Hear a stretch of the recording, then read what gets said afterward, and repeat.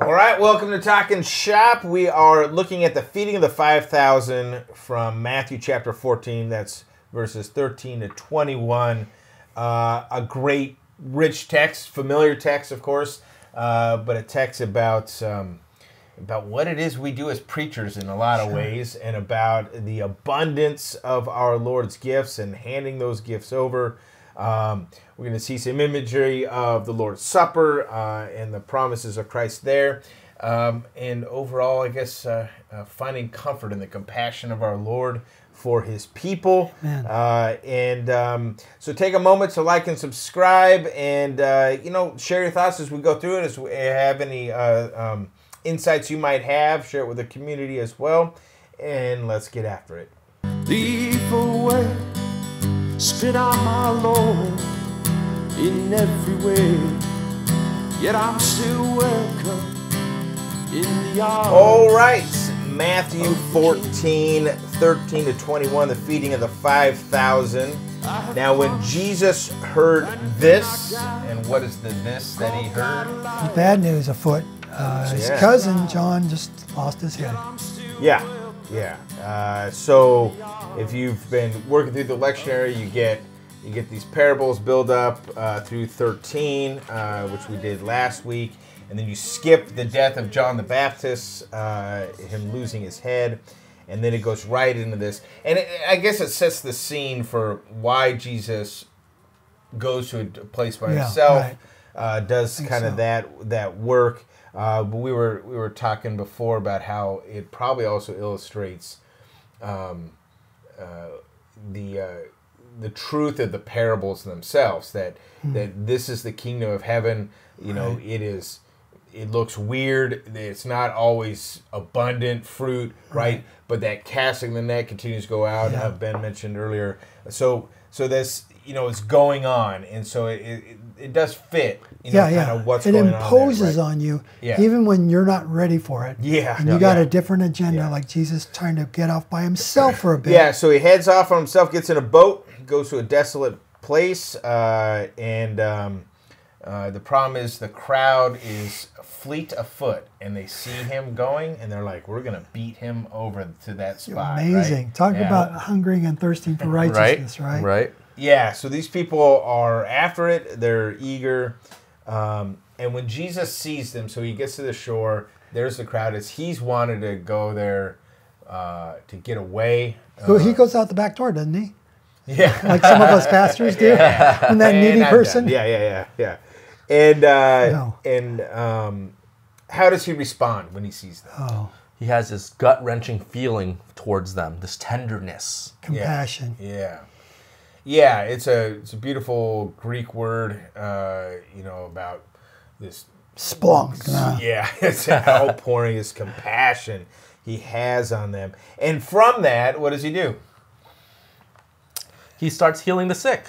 Yeah, heals the sick. And so he immediately starts taking care of them.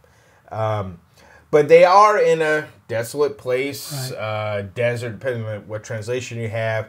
The point is they're not in the town where things can go.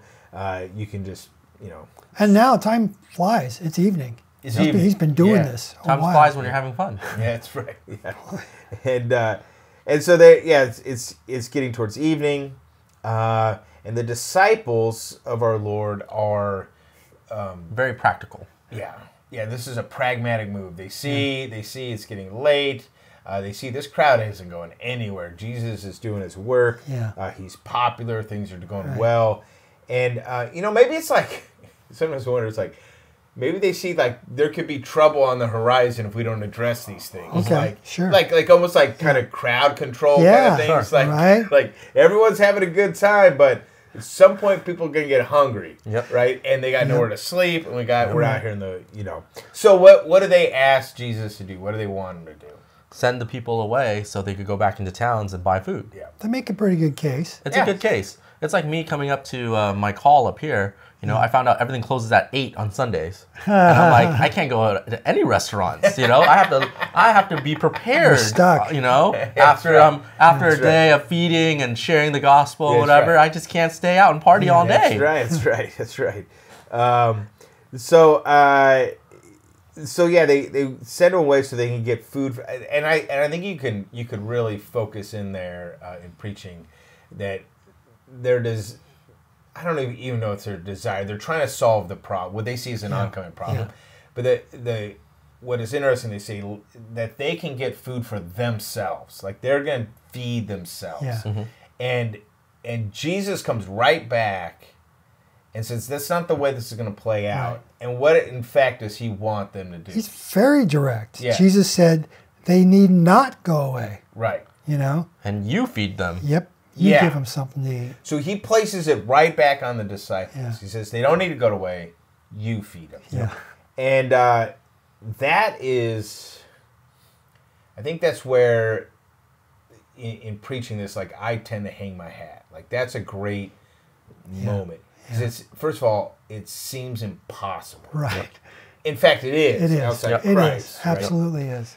And it's this move of they're not going to take care of themselves.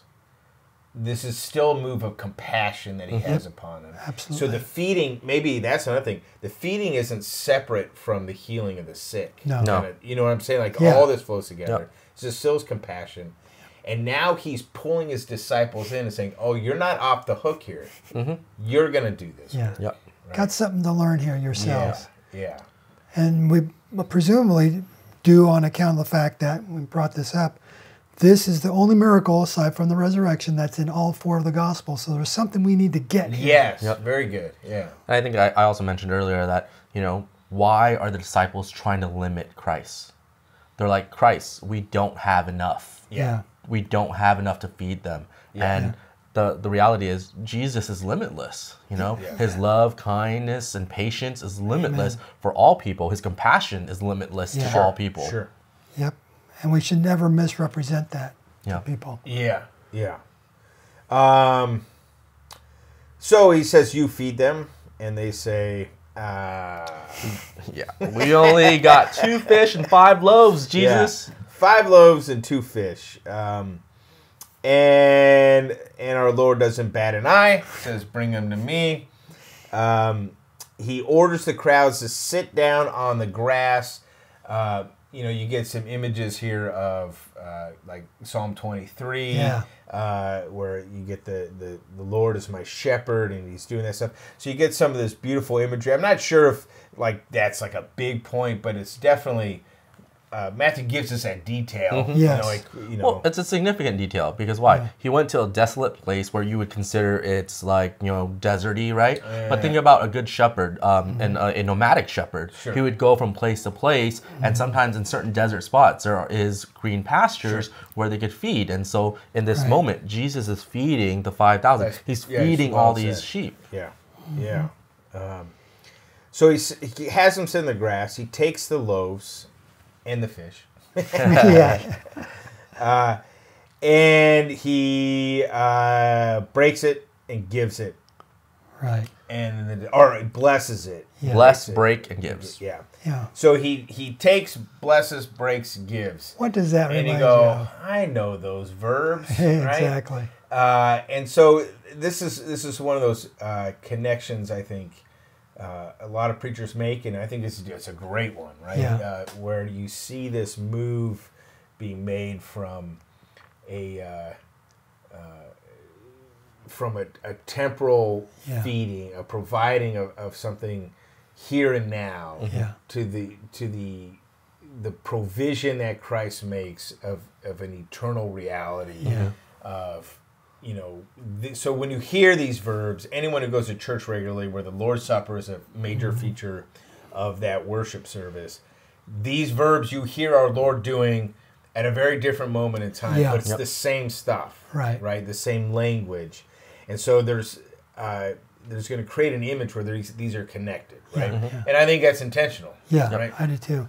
And it's met with the same skepticism. Sure. Because how often do you hear us? How can Jesus be present on every altar in Christendom simultaneously? And how could this breaking of the bread result in forgiveness of sins? Yeah. What do you mean, how? Yeah. We're talking about Jesus, God incarnate. That's right. How does he do this? Yeah. How does he do anything? But he can. Sure. And that's the lesson. Sure. Yeah. Yeah, so he does that. He gives it to the disciples. So this is the fulfillment of what he just said. You're going to feed them. Yep. And they're like, I don't know how. Right. Well, this is how. Yep. He's gonna give into your hands so that you can give out. Yeah. Right. Right. So this is not of you kind of thing. Yeah. This is that. The language of handing over the goods. This is what we are to do as preachers. It's not. Yeah. It's not our. I mean, whether it's the law or the gospel, that's not ours. Yep. That's it's right. the Lord's law, the Lord's gospel. Yep. We are handing it over. We're proclaiming it to them. Right. To be very Lutheran about it, this is the office of the keys, right? Where everyone, not just pastors and whatever, everyone who follows Christ, the disciples, we all have the call to say that we are handing over to others what Christ has handed over to us first. The good news. Very well said. Yeah. Yeah. So they all ate and were satisfied. So I love that image. It's not they just got a bite or a taste or a crumb. Yeah. They were satisfied. Yep. Yeah. I mean, it's like lunchtime now. I'm ready. I'm ready to go eat. Yeah. I want to be satisfied, right? Right. So out of the 5 loaves and the 2 fish, all eat are satisfied, and there's leftovers. Right. I mean, how cool is that? Yeah. And it's not just any amount of leftovers. 12 baskets full. Yeah. That's an interesting, familiar number. Yeah. 12. Right. Yeah.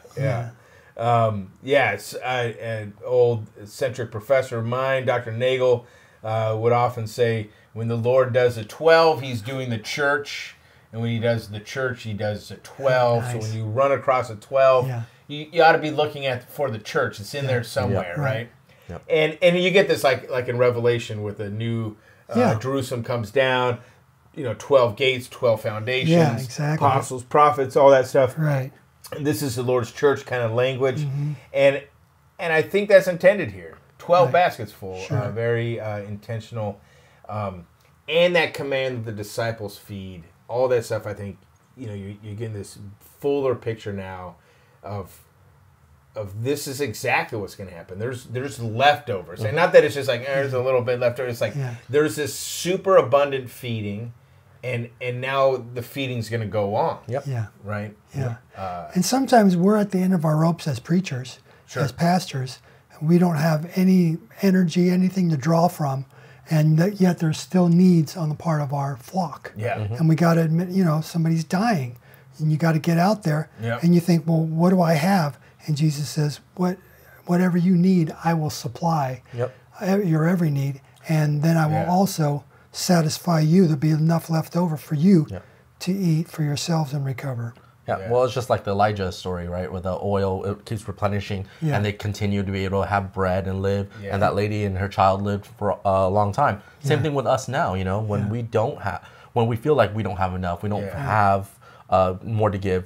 It's not us who's giving. Yeah. It's Christ who's giving, and he's going to give abundantly, and he's going to give so much that it's going to overflow. Yeah. Yeah. And we give people his word. I don't know how many times I have that existential crisis when I sit down to write a sermon. Like, what do I tell these people? Like Moses. And he's like, I'm telling you what to tell them. Yeah. And this is what you tell them. Right. You read it and give it. Yeah, that's great. Yeah. And then it kind of ties up with the big shocker. You get through that story, you're like, that's amazing. Right. And you go, oh, it's way more amazing than you thought. Because how many people are there? 5,000 men. Not including women and children. Yeah. So that number could vary from 10,000 all the way upwards to 20,000-ish. How many kids do you have? 5. There you go. And I mean, that's what they used to do, right? They pump out kids to work. So it's a large number. Yeah. But that goes back to the parables of the preceding weeks, right? Where the casting of the net. And then you have nets of fish of all types. Now you have men and women and children of all types in this situation. Well, they're all Jews, but all ages, all ages, background, and whatever that's coming to Christ. And Jesus is not limited. He's not limited to 2 fish and 5 loaves. He's beyond. Yeah. Yeah. He kind of takes his creation and he does what he wants with it, right? And he provides. And again, the whole thing is governed by, I think, still that compassion that he has. Yeah, amen. And this hasn't slackened at all. When you get up to preach, you're handing over the goods.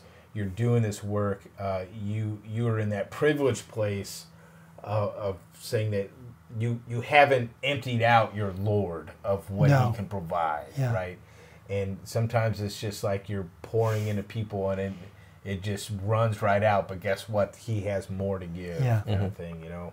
And He has more to give you as well as preachers. Be there for each other to do that as well. All right. Take a moment to like and subscribe if you haven't done that yet. You know, leave any thoughts you might have on how you're going to preach this text, any insights. Sometimes with a familiar text, it gets, it gets so hard to find a creative way, to kind of grab your people, that sort of thing. If you're giving your children's message and you brought fish and 5 loaves to your kids, how does that go? Yes. And, share your thoughts. And God bless your preaching.